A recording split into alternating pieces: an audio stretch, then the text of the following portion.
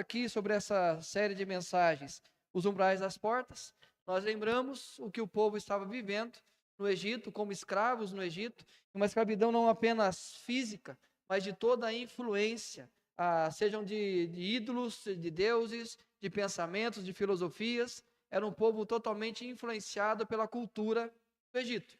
E Deus então liberta aquele povo.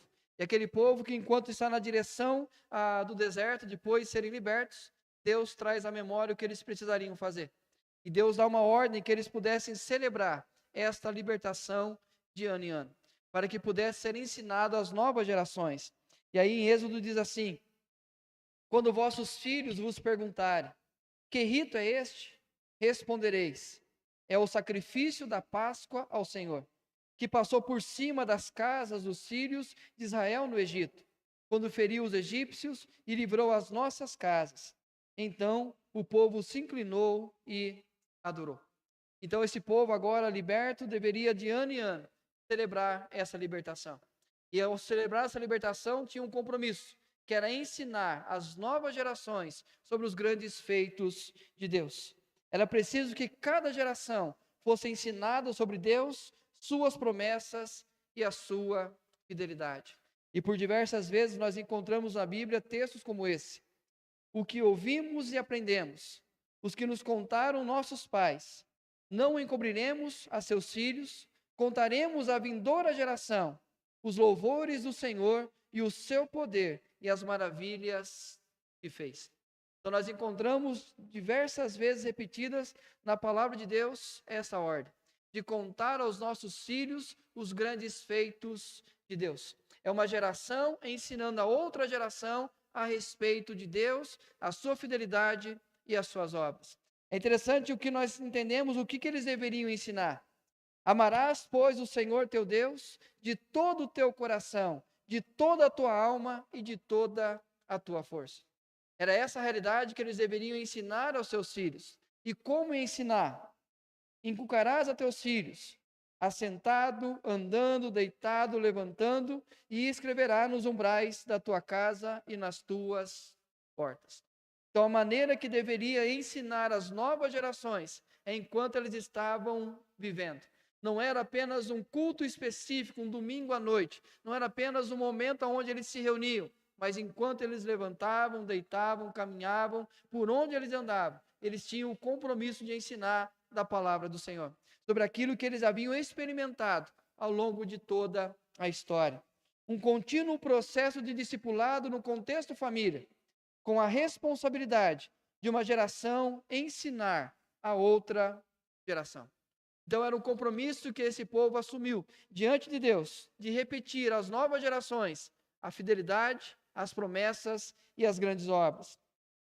Era fazer com que todas as novas gerações conhecessem o Deus da aliança, seu caráter e suas obras.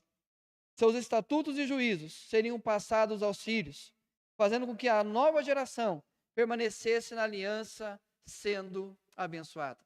Então, quando esse povo sai do Egito, eles recebem a ordem de Deus, e ao longo de toda a trajetória do deserto, eles são lembrados disso, quando eles chegam na terra, Deuteronômio, a repetição da lei, para que eles pudessem continuar ensinando às novas gerações quem era Deus, a fidelidade desse Deus e as grandes obras que ele fez sobre o seu povo.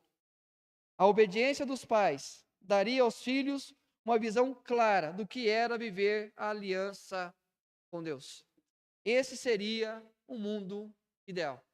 O fato de que eles deveriam ensinar aos seus filhos as experiências que eles tiveram da libertação, do tempo de cuidado no deserto, a terra que era dada a eles agora, de toda a fidelidade do Senhor, de todos os ensinamentos de Deus.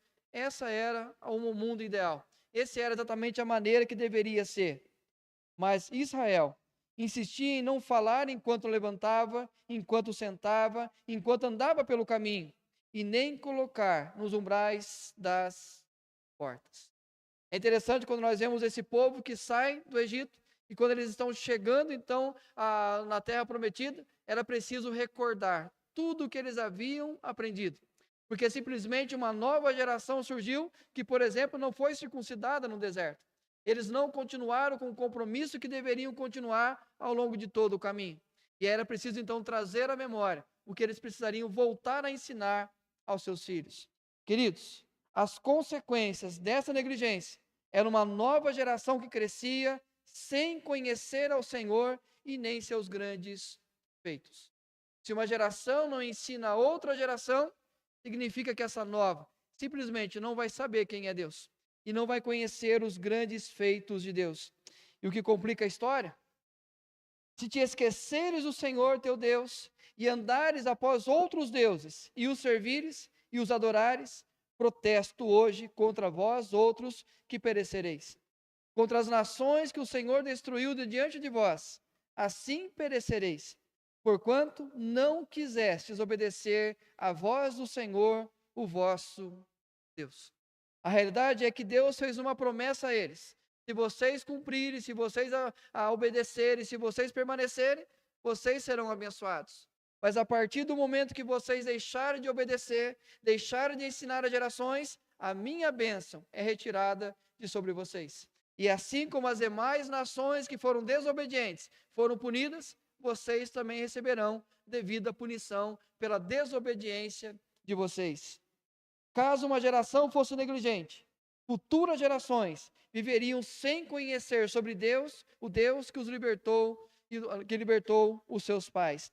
Então, se aquela geração que sai do Egito, passa pela provação do deserto, herda a terra, toma a decisão, não vamos contar a nova geração. O que aconteceria? Uma nova geração iria crescer sem conhecer a respeito do Deus que libertou seus pais. É interessante a maneira que eles deveriam ensinar as gerações. Primeiro, repetindo toda a lei. Quando nós encontramos Deuteronômio, que nada mais é do que a repetição da lei, é exatamente o fato que eles precisariam continuar aprendendo. E isso deveria ser feito continuamente na casa, aos familiares, de pais para filhos. Então, uma das maneiras que eles ensinariam às novas gerações eram repetindo toda a lei. Uma segunda maneira, contação das histórias, do Egito a Canaã. Quando nós lemos as narrativas da Bíblia, nós encontramos o povo repetindo essas histórias. Quando nós encontramos as orações famosas na palavra de Deus, nós vamos lembrar exatamente a contação dessas histórias. Quando nós lemos os salmos, quando há um desespero no coração do salmista, ele quer trazer à memória aquilo que dá esperança, ele conta os grandes feitos de Deus ao longo de toda a trajetória. É exatamente contar o testemunho vivenciado por aquele povo e cerimonialismos fundamentados no passado e futuro. Era o fato que eles deveriam, por exemplo, celebrar a Páscoa, que mostrava aquilo que eles viveram no passado, mas apontava para a vinda do Messias, para aquele que morreria no lugar de cada um deles. É interessante pensar que é a mesma maneira que nós precisamos continuar vivendo na nossa casa. Continuar repetindo a lei o tempo todo. Continuar repetindo o que a Escritura de Deus diz o tempo todo. Da mesma forma, contando a nossa história, a nossa experiência, a nossa vivência com os milagres de Deus sobre cada um de nós. Mas também sobre o cerimonialismo que nós temos. A vinda à igreja, a participação dos cultos, o serviço ao culto, o serviço nos ministérios, a prática dos nossos dons. Da mesma maneira, nós continuamos a ensinar a nossa família, a nova geração. Cultivando essas práticas, a nova geração amaria ao Senhor. As negligenciando, ela o deixaria. Muito simples. Se eles continuassem a prática dessas realidades, a geração que viria continuaria amando a Deus. Mas se negligenciasse, a nova geração simplesmente abandonaria a Deus. Quando nós pensamos no nosso tempo, vivemos tempos delicados quanto à fé cristã. Não apenas ao seu conteúdo, mas à prática dos ensinos cristãos.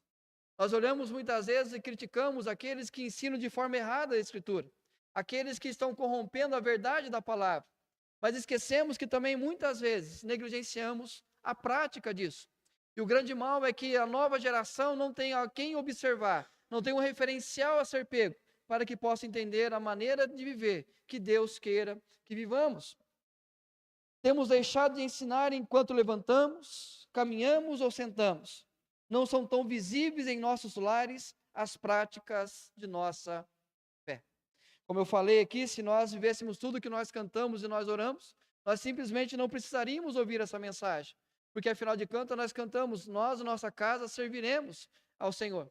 E o fato dos pais servirem ao Senhor, os filhos serão abençoados e abençoarão todas as nações. O fato é o quanto nós queremos consagrar a nossa vida por completo ao Senhor. O fato é simples que muitas vezes não se torna visível na nossa casa a prática daquilo que nós cremos. Vivemos uma geração que pouco conhece a Deus, seus grandes feitos, não apenas na história, mas em nossas histórias. Infelizmente, um tempo onde vivemos, que as gerações, essa nova geração, muito pouco conhece de Deus. E aí, quando nós pensamos sobre as histórias, as narrativas bíblicas, mas não apenas essas, as experiências que nós temos com Deus, nós guardamos para nós mesmos, nós não compartilhamos com outros, nós não conversamos sobre aquilo que Deus tem feito na história de cada um de nós. Como percebemos essa carência nos lares? A igreja não é a mesma da geração passada. Como que nós podemos perceber, queridos, que essas práticas cada vez mais estão sumindo dos nossos lares? Quando nós olhamos para a igreja de Cristo. A igreja dessa nossa geração não é a mesma da geração passada. De vez em quando bate uma saudade de quando nós tínhamos. Provavelmente uma das séries que nós ainda trabalharemos esse ano é A Igreja que Tenho Saudade. Mas só para a gente lembrar algumas coisas que nós tínhamos, que sentimos falta. Mais servos do que serviço. Era um tempo onde, quando pedia para fazer atos voluntários, multidões apareciam. Quando pensávamos em alguma programação específica da igreja, voluntários apareciam. Quando nós queríamos professores para a escola dominical, muitos apareciam. Quando queríamos pessoas para trabalhar com jovens, com crianças, com adolescentes, muitas pessoas vinham. E era interessante o quanto que uma geração queria servir a outra geração. O quanto os adolescentes trabalhavam no ministério infantil. O quanto os jovens ajudavam no ministério de adolescentes. Quando nós crescemos com o culto junto com jovens e adolescentes. Quando nós pensávamos nas pessoas mais velhas, queriam vir ajudar nos encontros que tinham na igreja. Mas é um tempo que passou. Mais encontros do que desencontros. Quando nós pensávamos em programações da igreja, não era preciso a preocupação se a igreja estaria. Mas hoje nós temos mais desencontros do que propriamente encontros. Mais entrega do que espera. Era interessante o quanto que nós tínhamos a certeza que alguém faria alguma coisa. E hoje nós temos uma geração de espectadores, de pessoas que esperam que alguém faça alguma coisa. O que nós sabemos que tem faltado, que está precisando ser feito, e a expectativa é que uma hora alguém vai e faz. Alguém simplesmente assume o compromisso que o outro deixou de assumir. Mais formação do que desinformação. Nós éramos uma geração onde nós estávamos mais presentes nos cultos. Era uma geração que nós tínhamos mais vontade de aprender, de conhecer. Era uma geração de um povo onde buscava mais entendimento. Mas hoje nós percebemos o quanto somos uma geração que apenas pega as questões das músicas. Apenas a questão de cortes de mensagens. Apenas mensagem de 1 minuto e meio a 2 minutos. E acreditamos que aquilo é o suficiente para alimentar a nossa fé.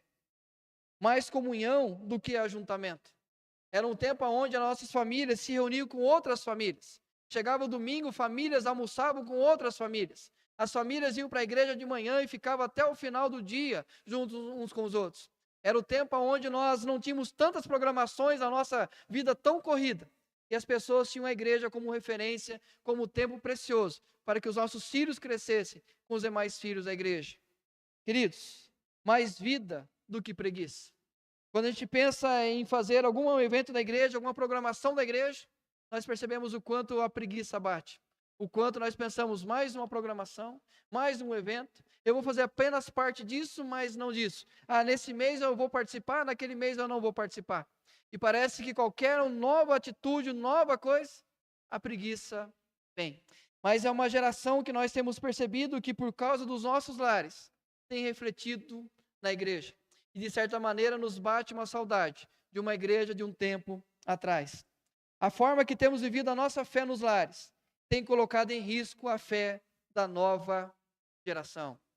Mas lembre-se, como as nações que o Senhor destruiu de diante de vós, assim perecereis, porquanto não quisestes obedecer à voz do Senhor vosso Deus.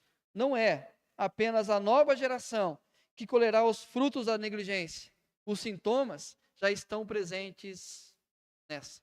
A realidade é que Deus diz: se vocês deixarem de anunciar, a nova geração vai perecer. Mas o grande problema é que nós já somos essa nova geração. Novas gerações virão, mas nós fazemos parte de uma geração que os sintomas já estão presentes.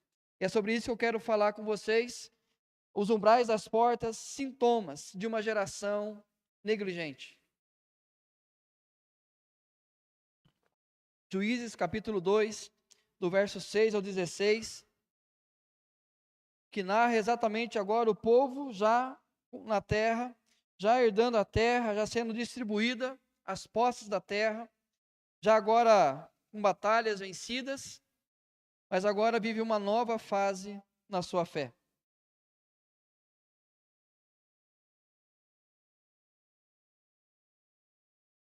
Diz assim: havendo Josué despedido o povo, foram-se os filhos de Israel, cada um a sua herança, para possuírem a terra.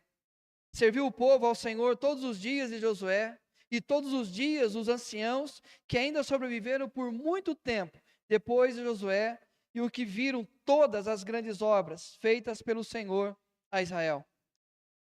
Faleceu Josué, filho de Num, servo do Senhor, com a idade de 110 anos. Sepultaram-no no limite da sua herança, em Tinate-Heres, na região montanhosa de Efraim, ao norte do monte Gaás. Foi também congregada a seus pais toda aquela geração. E outra geração após ele se levantou, que não conhecia o Senhor, nem tampouco as obras que fizera a Israel. Então fizeram os filhos de Israel o que era mal perante o Senhor, pois serviram os Baalins. Versículo 12. Deixaram o Senhor, Deus de seus pais, que os tirara da terra do Egito, e foram-se após outros deuses, dentre os deuses das gentes que havia ao redor deles, e os adoraram, e provocaram o Senhor a ira. Porquanto deixaram o Senhor, e serviram a Baal e a Astarote, pelo que a ira do Senhor se acendeu contra Israel, e os deu na mão dos espolhadores, que os pilharam, e os entregou na mão dos seus inimigos ao redor, e não mais puderam resistir a eles. Por onde quer que saíam, a mão do Senhor era contra eles para o seu mal, como o Senhor lhes dissera e jurara, e estavam em grande aperto. Suscitou o Senhor juízes, que os livraram da mão dos que os pilharam. Os pilharam aqui, gente, não é o pilharam que a gente usa hoje. Aqui é de furto, de roubo, de pego com violência. Então não é ficaram pilhados. Então a gente lê tentando trazer para o contexto hoje. É lá onde o Senhor permitia que as nações, que os inimigos que ali estiveram, pudessem roubá-los, pudessem tirar o que eles tinham. Queridos, é interessante pensar uma pesquisa. Diz o seguinte: quando ambos os pais eram fiéis e ativos na igreja, 93% de seus filhos permaneceram fiéis. Uma pesquisa feita. Quando apenas um dos pais era fiel, 73% de seus filhos permaneceram fiéis.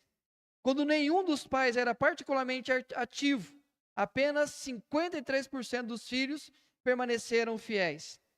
Nos casos em que ambos os pais não eram ativos de forma alguma e só frequentavam a igreja de vez em quando, o percentual caiu para apenas 6% que permaneceram fiéis. Quando nós olhamos a estatística, mostra de uma pesquisa feita, mostra exatamente a realidade onde os pais são ativos, participativos da igreja, envolvidos com a igreja, a tendência é que 93% dos filhos permaneçam. Mas apenas quando eles não participam muito, 73%. Quando apenas um se envolve, 53%. Quando os dois são apenas alguns momentos na igreja, 6%. E não é preciso olhar uma pesquisa tão longe. Basta nós olharmos a realidade das igrejas. Grande parte da igreja do nosso tempo são formadas em sua maior parte por idosos, os quais raramente têm seus filhos, netos ou bisnetos na igreja. Quando nós olhamos o contexto que nós vivemos hoje, maior parte das igrejas a maior parte da membresia delas são pessoas acima de 65 anos. Nós temos uma igreja bem próxima da nossa, que 70% a 80% dos dizimistas da igreja têm mais de 70 anos. Ou seja, quando nós pensamos no caminhar com o passar do tempo, os filhos não estão na igreja, os netos não estão, os bisnetos também não estão na igreja. E aí nós lembramos, foi também congregada a seus pais toda aquela geração. E outra geração após ela se levantou, que não conhecia o Senhor, nem tampouco as obras que fizera a Israel. O fato é que no mesmo contexto de Juízes, que uma geração não conta a nova geração os grandes feitos de Deus, essa nova geração não conhece a Deus. A realidade é que nós estamos criando uma grande lacuna entre uma geração e outra. Mas o nosso grande problema é que entre a nossa geração e a próxima geração, não era como antigamente, 30, 40, 50 anos. Uma geração para outra hoje é vista de cerca de 4 a 5 anos. Onde uma nova geração não apresenta a outra geração a realidade do Evangelho. Mas uma coisa é certa, a nossa família sempre estará servindo a algo. Muitas vezes nós caímos na ilusão, o fato de não estarmos buscando a Deus, acreditando que a nossa família não irá servir a outros deuses. Porquanto, deixaram o Senhor e serviram a Baal e a Astarote. Todas as vezes que a nossa família deixa de servir a Deus, a certeza é que ela servirá a outros ídolos. Se não são ensinados a servirem a Deus, é certo que passarão a servir aos ídolos. Como o presbítero Mateus falou pela manhã hoje, os ídolos não apenas as imagens de escultura, os deuses, os falsos deuses, mas os ídolos que nós criamos, como nós falamos a semana passada aqui, do secularismo. Passamos a ensinar nossos filhos a amar ao dinheiro, amar a profissão, amar a aparência, amar a exposição, amar a tentativa de estar aí nas redes sociais, de serem grandes influências. Nós começamos a permitir que os nossos filhos criem outros ídolos e irão ao longo da vida servir apenas a esses ídolos. Como nesse período de Juízes, hoje também temos uma geração que não conhecem a Deus e a seus feitos.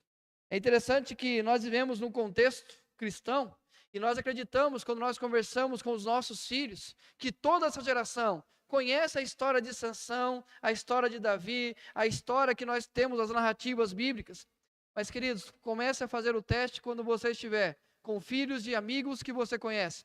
E comece a perguntar a eles se eles já ouviram essas histórias. E você vai cair na grande decepção e entender que é uma grande geração que tem surgido, que não conhece nem sequer histórias sobre Deus. Já contei aqui uma experiência que meu filho teve na escola recentemente, onde ele começa a questionar sobre a criação de todas as coisas, dizendo que ele não acreditava naquela história porque Deus é quem criou todas as coisas. E a professora disse, Davi, não pode falar sobre religião aqui. E para surpresa dele, um outro amiguinho levantou a mão e perguntou, professor, o que é religião? Que ele não sabe o que é religião. Quanto mais saber quem é Deus. Quanto mais saber sobre os grandes feitos de Deus ao longo da história. Quando nós olhamos a pré-modernidade, anos 1700, era muito fácil ver a crença no sobrenatural em um governo divino. A sociedade era conduzida dessa maneira. Tudo apontava para uma direção do divino. Mas vem a modernidade. A rejeição do sobrenatural, apegando-se apenas à razão. Se explica pela razão, eu acredito. Se não se explica, eu simplesmente não acredito.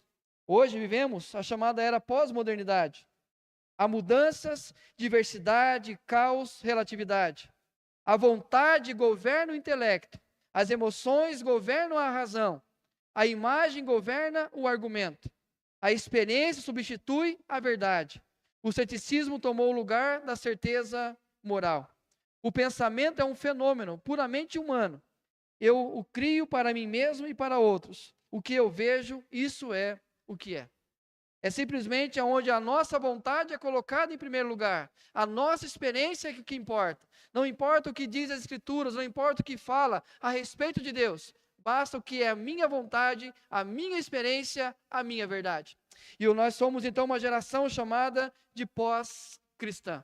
Uma geração que não conhece mais os fundamentos das Escrituras. Uma geração que o tempo todo ataca as verdades bíblicas. Por exemplo, quantas vezes você tem ouvido em várias áreas da vida sobre a questão questão da patriarcal. Quando fala exatamente dessa cultura patriarcal, esse ensino patriarcal. E o que ele está dizendo? Destruindo todos os conceitos bíblicos, nem sequer dando a oportunidade de entender o que significa isso. E a realidade mostra que todo o mal que acontece no mundo é porque nós somos sociedade patriarcal. E aí nós esquecemos exatamente o que diz as Escrituras. O problema acontece quando não percebemos a infiltração desses valores em nossos lares, por meio da negligência das práticas cristãs. O fato é que entra sorrateiramente na nossa casa e nós não temos percebido o quanto que a ausência das práticas cristãs nós deixamos de ensinar as novas gerações. Nós deixamos de ensinar a esposa, deixamos de ensinar o esposo, os filhos, como deve ser a prática cristã. Queridos, é certo que de uma forma ou outra temos visto sinais dessa negligência em muitos lares, o que é percebido pela falta de vida na igreja. O que nós percebemos é que em todas as partes temos negligenciado sobre as práticas cristãs. Viver aquilo que é sentar e levantar, enquanto caminha, viver e ensinar a palavra de Deus. 3 lições muito simples desse texto. Sintomas de uma geração negligente.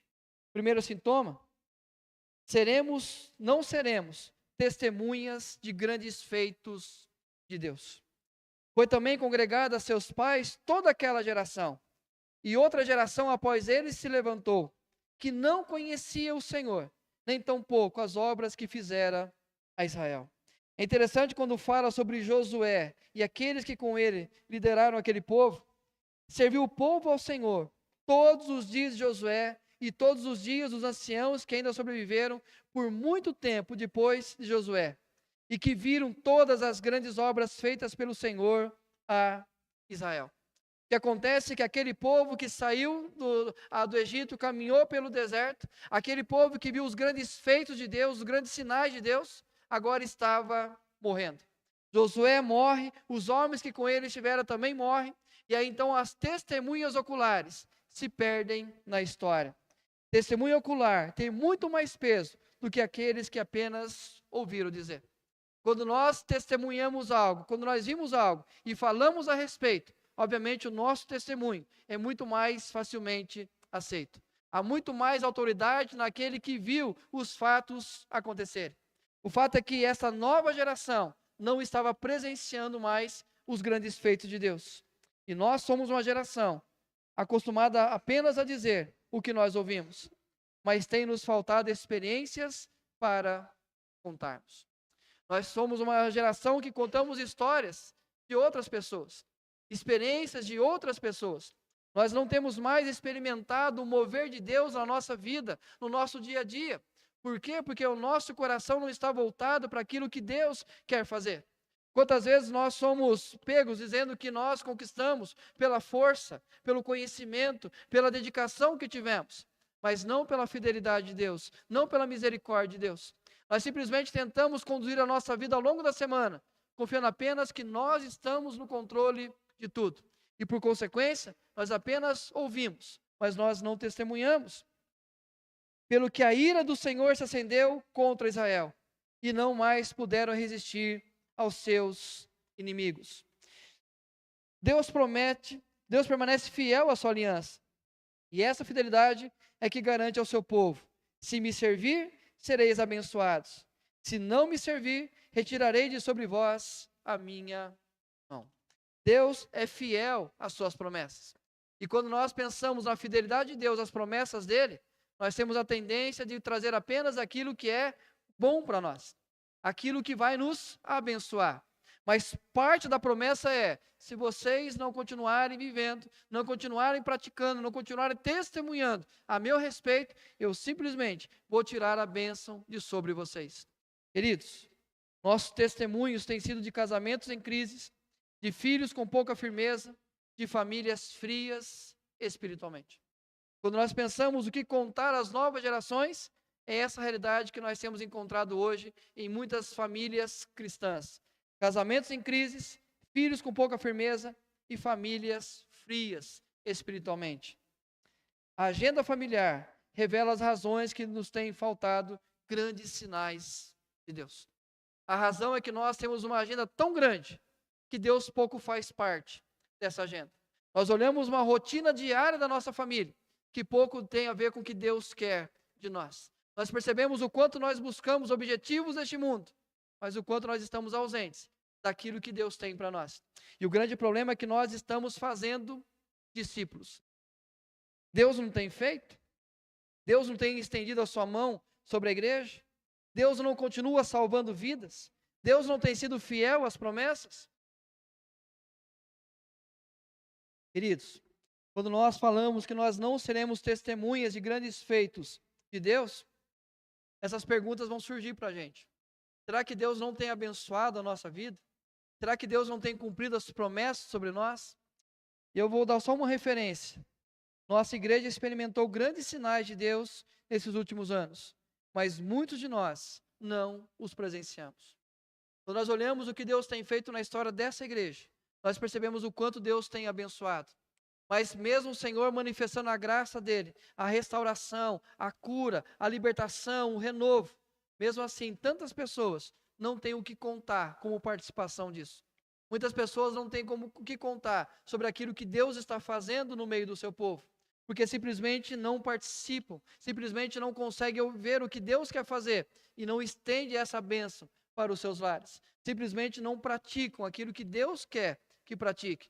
E aí muitas vezes as nossas famílias continuam com as mesmas crises, com as mesmas lutas, com os mesmos questionamentos. E nós pensamos, mas Deus tem abençoado tanto a igreja dele. A realidade é o quanto nós temos testemunhado sobre essa verdade e ensinado a nova geração. Uma geração sem testemunhas oculares de grandes feitos de Deus correrá o grande risco da apostasia. A forma mais preocupante de olhar essa realidade não é ver a marca em toda uma geração, mas vê-la em nossa própria geração.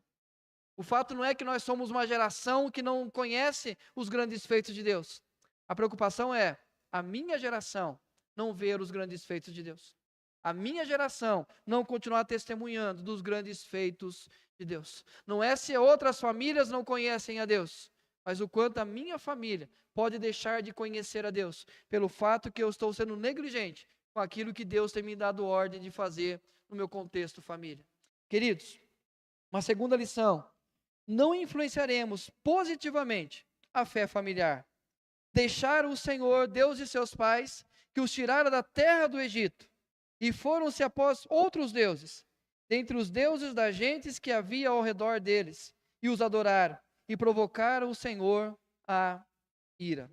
Esse povo recebe uma ordem de Deus: quando vocês entrarem na terra, vocês irão expulsar todas as nações que estão nessa terra. O que eles fazem? Eles entram na terra, eles expulsam parte das nações, e quando todo o povo já está acomodado, eles chegam à conclusão: não precisa tirar mais ninguém.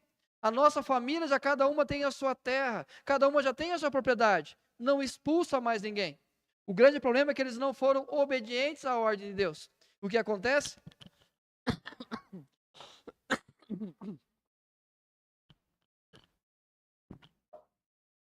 Que Deus permite que aquelas nações influenciem a nação de Deus. É simplesmente os deuses daquela terra que não foram expulsos começam a infiltrar no povo de Deus. Eles simplesmente não dedicam mais à consagração da sua família, e a cultura ao seu redor começa a entrar nos lares. Nada diferente do que acontece hoje. Nós vivemos numa cultura totalmente secularizada, onde Deus não está presente mais diante dos olhos das pessoas. E nós permitimos que essa cultura adentre a nossa casa, fazendo com que a nossa família não seja influenciada positivamente através da fé cristã. A nossa vida com Deus tem o valor que damos a ela. Tudo vale exatamente o valor que nós damos. Quando nós pensamos a nossa relação com Deus, é o valor que nós damos. Uma geração que não prioriza a sua relação com Deus, ensinará a nova geração que não precisam dele. Quando nós não entendemos a importância de dedicarmos a nossa vida a Deus, nós ensinaremos a nova geração que ela simplesmente não precisa de Deus, não precisa se importar com Deus. A maneira que cultivamos a nossa fé não deve ser avaliada pelo que é produzido em nós, mas pelos frutos que produzem naqueles que estão ao redor de nós. É interessante o quanto que nós, pais, nos alegramos porque nós somos crentes, porque nós oramos, nós lemos a Bíblia, nós temos conhecimento de Deus. Mas não é o fruto que é produzido em mim, mas é aquilo que produz nos meus filhos, a maneira que eu vivo a minha fé, a maneira que eu cultivo a minha fé. E muitos pais acreditam que a igreja só é importante para os seus filhos, e tendo o tempo todo cultivar a fé nos seus filhos, que os seus filhos venham participar, que os seus filhos estejam na igreja, que os seus filhos se envolvam, mas não se importa com o testemunho que eles dão para os seus filhos. A realidade, queridos, é que infelizmente nós não percebemos o que nós estamos produzindo na vida da nossa família. É pelo caminho, assentados ou em pé, que produzimos frutos em outros. Quando não há amor por Deus e suas obras, também não haverá no coração daqueles que estão conosco. Se eu não amo a Deus como sacerdote do meu lar, a minha esposa também não precisa amar a Deus. Os meus filhos também não precisarão amar a Deus. Se a esposa não mostrar uma mulher sábia que teme ao Senhor, o marido também não vai assumir o seu compromisso como testemunho da mulher de temer ao Senhor. E os seus filhos, consequentemente, não viverão positivamente essa fé familiar. Muitos de nossos familiares não querem estar na igreja, não querem nem mesmo orar, pois não ensinamos a amar a Deus acima de todas as coisas. A realidade é que gerações vão passando e os filhos vão abandonando a fé, porque nós ensinamos apenas a parte religiosa, mas não ensinamos a amar a Deus, a sua igreja e a sua palavra.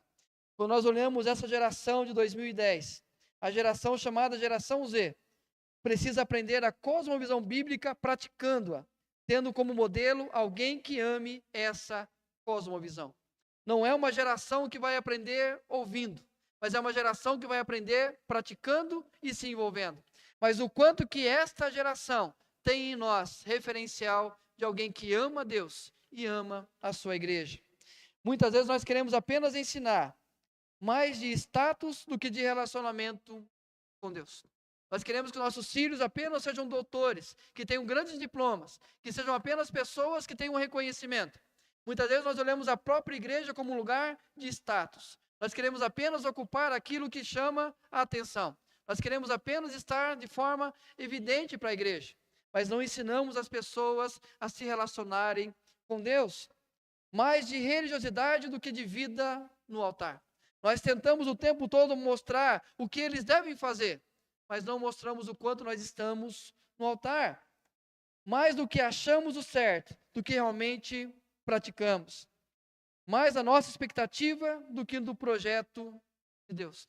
É interessante o quanto nós temos tentado influenciar a nossa família com essas realidades, tentando o tempo todo apenas mostrar o que nós achamos certo, mas nós não vivemos o que é certo. Nós cobramos nossos filhos uma devocional diária, mas nós não temos uma prática diária de devocional.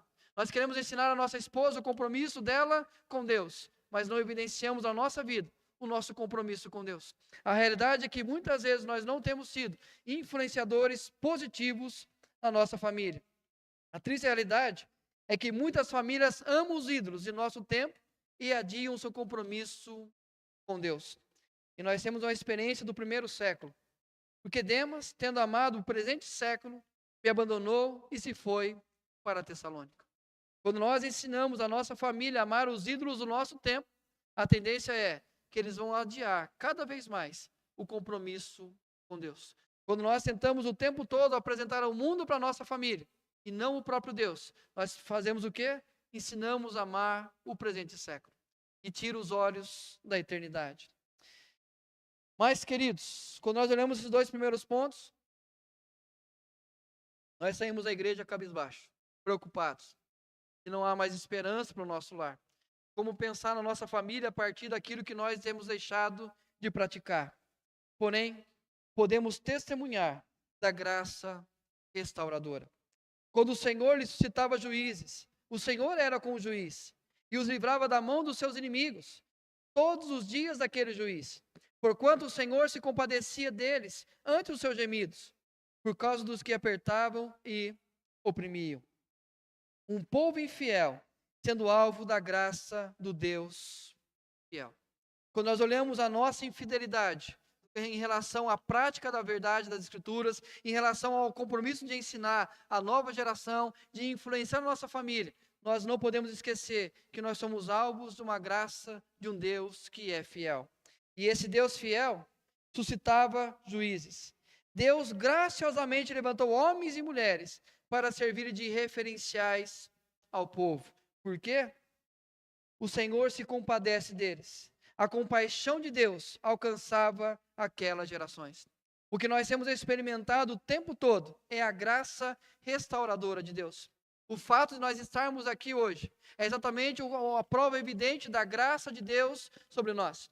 Quando nós olhamos toda a nossa negligência ao longo do caminho, quando nós olhamos que nós não somos referência positiva à nossa família e percebemos que nós estamos no culto, nós ainda fazemos parte de uma igreja, nós ainda não abandonamos a fé, não é porque há méritos em nós, é porque nós temos um Deus que a graça dele é restauradora. Então, de tempo em tempo, Deus nos chama para uma conversa no canto.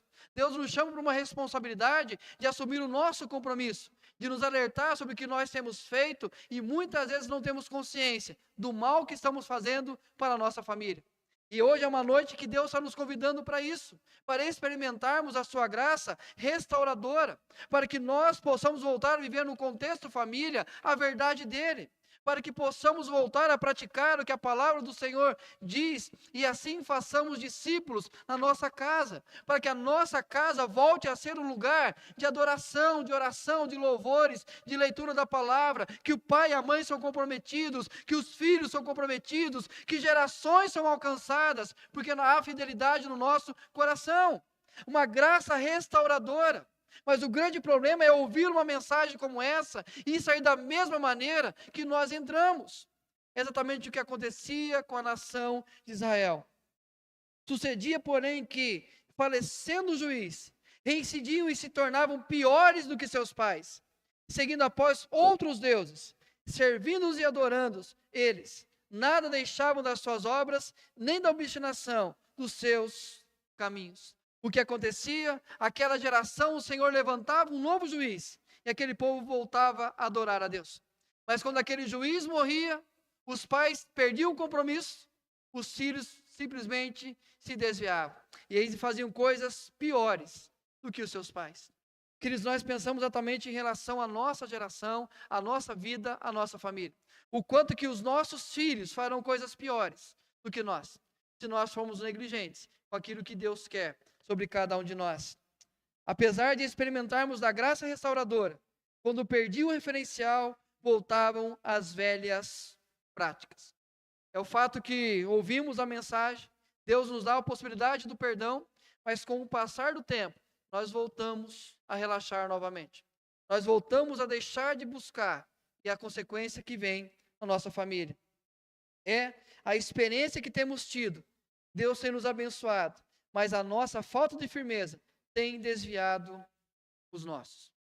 Temos experiências que o Senhor continua perdoando os nossos pecados, continua ministrando a graça sobre cada um de nós. Mas o que acontece? Com o passar do tempo, nos falta a firmeza. E a falta de firmeza faz com que os nossos se desviem. E de repente a esposa já não tem ânimo de vir à igreja. O marido já não quer participar mais dos cultos. Os filhos já preferem ir para qualquer outro lugar, menos estarem na igreja. Mas pastor, não terá uma boa notícia nesse sermão hoje? Será que não tem uma esperança para a gente hoje?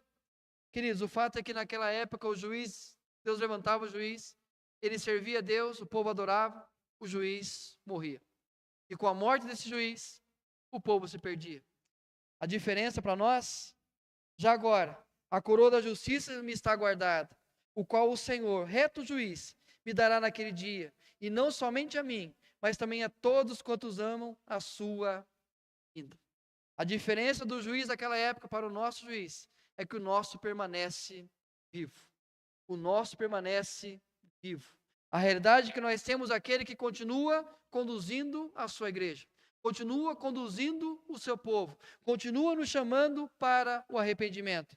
O reto juiz, que morreu em nosso lugar, mas ressuscitou, hoje oferece a nós a oportunidade da transformação. O fato é que esse juiz que nós temos, esse reto juiz, ele nos convida a caminhar após ele. Ele nos convida a mudarmos a nossa atitude para viver o novo. A oportunidade de vivermos a graça restauradora em nossa família. Sabe o que nós mais encontramos nos primeiros capítulos de Juízes? Quando acontece do juiz morrer e Deus levantar um outro juiz, o intervalo entre as duas coisas, os filhos de Israel clamaram ao Senhor e o Senhor lhe suscitou libertador. O que acontece entre a morte do juiz e o levantar de um outro juiz, o povo clama ao Senhor.